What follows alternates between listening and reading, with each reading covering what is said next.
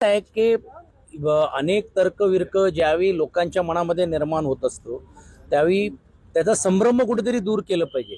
या अगोदर पण देखील ज्यावेळी सर्वपक्षीय शिष्टमंडळ गेलं त्यांनी सांगितलं तुम्ही आम्हाला डेमो दाखवा, ते दाखवण्याचं काम केलं। मग त्यांनी बोललं मग वॅप्ट हे का आणलं, वॅप्टची स्थापना किंवा हे करण्यासाठी की ह्याची विश्वासार्थी अजून वाढावी म्हणून झालं।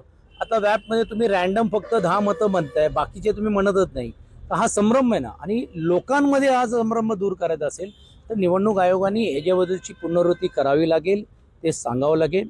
आणि एक तुम्ही हे बघा, आता देशाच्या पंतप्रधानाचा व्हिडिओ व्हायरल होतो की हे लोकशाही जर टिकवायची असेल तर बॅलेटवर मतदान घ्या, हे त्यावेळी गुजरातचे मुख्यमंत्री या नात्याने ते त्यावेळी सांगत होते। आता तर देशाचे पंतप्रधान आहेत, त्यांना ही भूमिका मान्य करायला काय प्रॉब्लेम आहे? हे संभ्रमच दूर होऊन जाईल ना।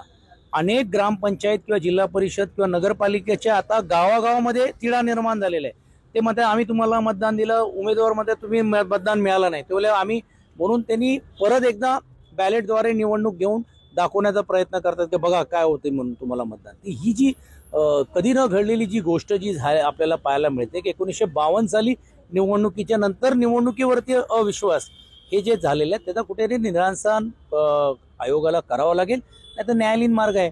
नाही, पण त्यावरतीच आज निवडणूक आयोग म्हटलं की ईव्हीएम मशीन हॅक होऊ शकत नाही, त्याच्यात फेरफार होऊ शकत नाही। हेच म्हणतोय मी, कुठच्याही यंत्रणा हॅक होऊ शकत नाही असं छाती टोकून त्याचा जर मालक म्हणत असेल म्हणजे निवडणूक आयोग, त्याला प्रत्युत्तर म्हणून घेऊन ते कसे होतात हे डेमो दाखवण्याचं काम पण काही लोक करायला तयार आहेत ना। आणि तुम्ही बघा जे व्हिडिओ व्हायरल्स होत आहेत त्यांनी बोलून धरून घ्यावं। म्हणजे देशामध्ये जर तुम्ही बघितलं असेल की कुठचीही इलेक्ट्रॉनिक गोष्ट, आता काल मी महिंद्रामध्ये माझी युनियन आहे, माणसाला न सांगता गाडी तुम्ही रिमोटवरती पार्क करू शकता।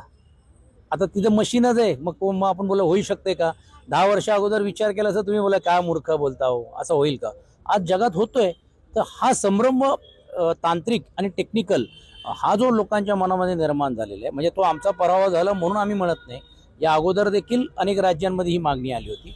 पण मला असं वाटतं आता या बाबतीतलं जनमतच महत्वाचं आहे आणि ते पुढे आता लोकांमधून दिसतंय। आणि म्हणून काल बाबा आढावांचं आंदोलन बघा, अनेक तालुका आणि जिल्ह्यांमध्ये जे आंदोलन होताना आपल्याला पाहायला मिळतं।